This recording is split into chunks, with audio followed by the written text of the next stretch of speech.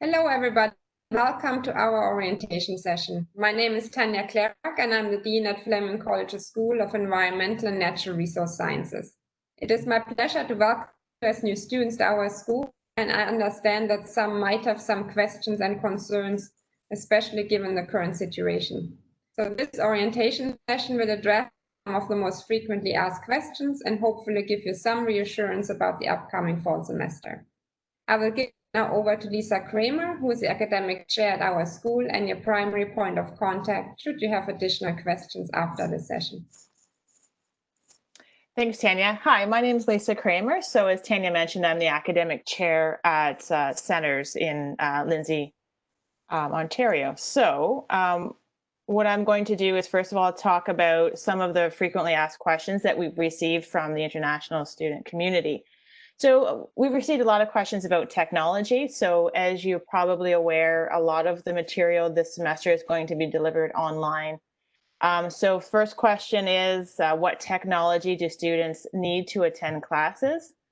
So because the courses will be offered online, you obviously are going to need a computer. It's helpful to have a web camera because some of the lecture material and the lab material might be delivered via WebEx in a similar format to what we're doing right now. So it's helpful to have a camera, especially if you want to, engage with your professor and kind of see them in a face-to-face format like what we're doing now. Along with a web camera, it also helps to have a good microphone on your computer. And again, that all helps you communicate better with your faculty and in some cases with other students in your class. So the next question, what happens if students experience problems related to technology? So for example, if there's a power outage or you have issues with your internet. So the thing that we recommend, the first thing that we recommend is to communicate with your faculty as soon as the problem is resolved. Problems with power outages or internet might happen, and it might require, it might mean that you might miss some deadlines. As soon as faculty know, as soon as it happens, as soon as you're back online, let faculty know and have conversations with them to see how those deadlines can be accommodated. Similarly with lecture material, if you happen to miss lecture material due to some kind of internet issue, often a lot of the material that you're going to see in these online courses is going to be recorded and posted on the website, on the course management website. So you will have the opportunity to watch those recorded lessons for most of the cases.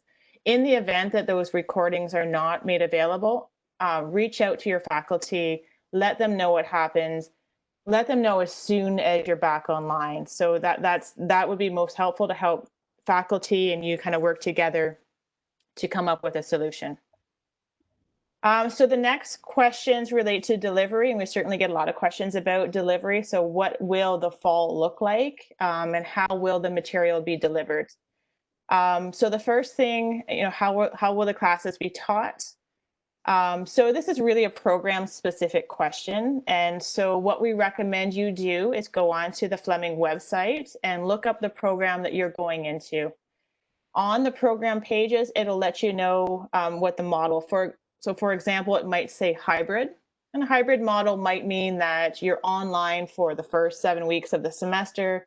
And then in the second half of the semester, there might be some face-to-face requirements. What happens if a student is sick and is unable to attend class? So in a similar kind of answer to the previous slide, if a student is sick, so if something happens and you're unable to complete parts of the course, it is absolutely recommended that you reach out to faculty as soon as those things happen and let them know that you have been sick or there's something come up health related, and faculty will work with you to try to come up with solutions that work for the situation that you're in.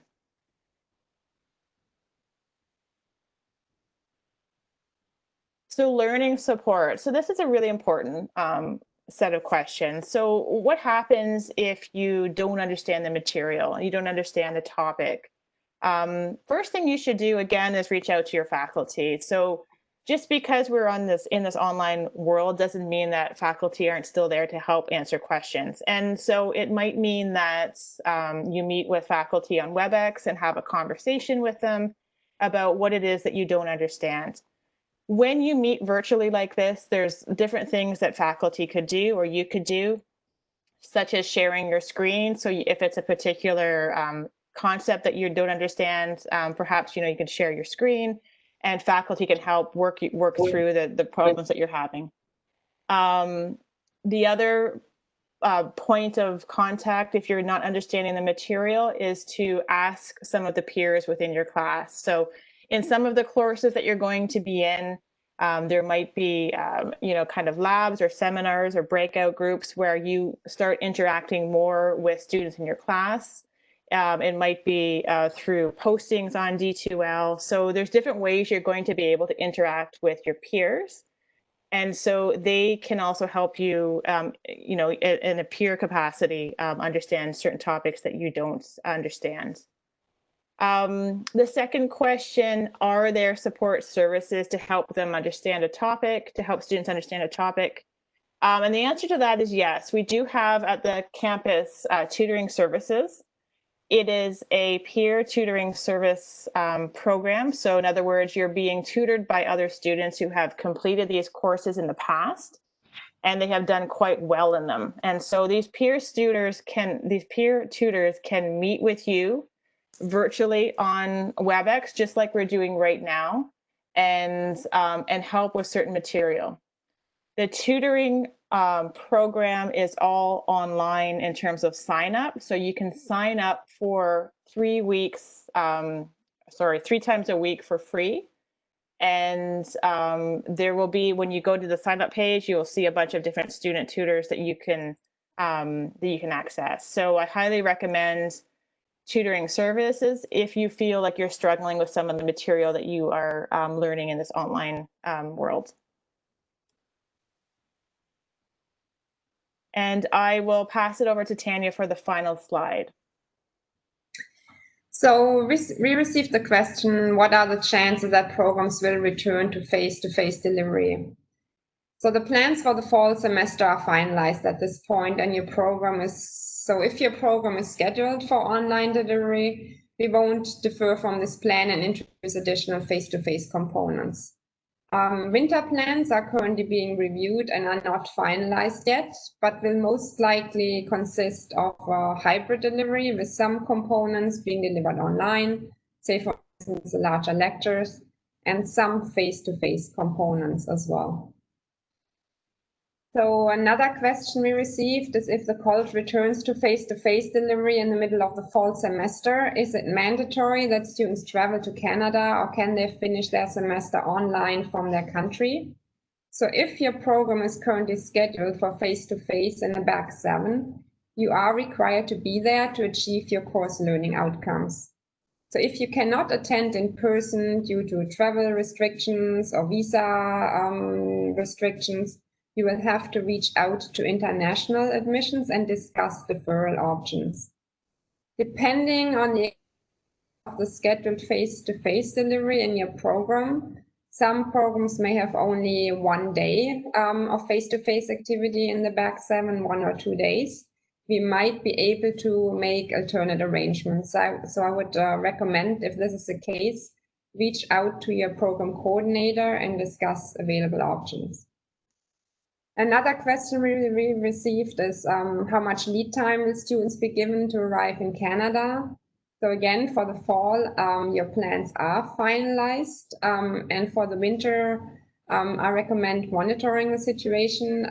We are working with provincial government guidelines, and updates will come. And how will students be notified? So basically email, that's the main point of communication.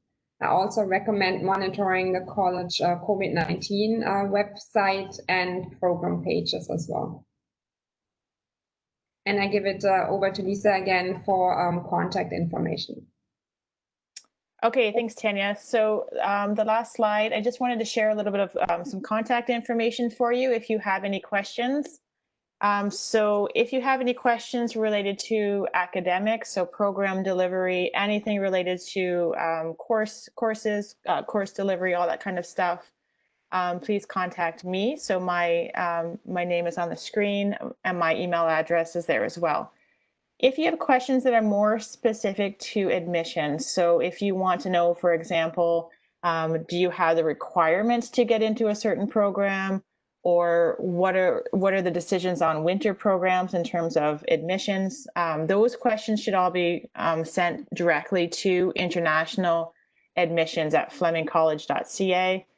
And then the last contact I have up there is international student support questions. So if you have questions related to housing or moving to Canada, anything related to visa questions that you might have, the email that you want to send those questions to is international@flemingcollege.ca.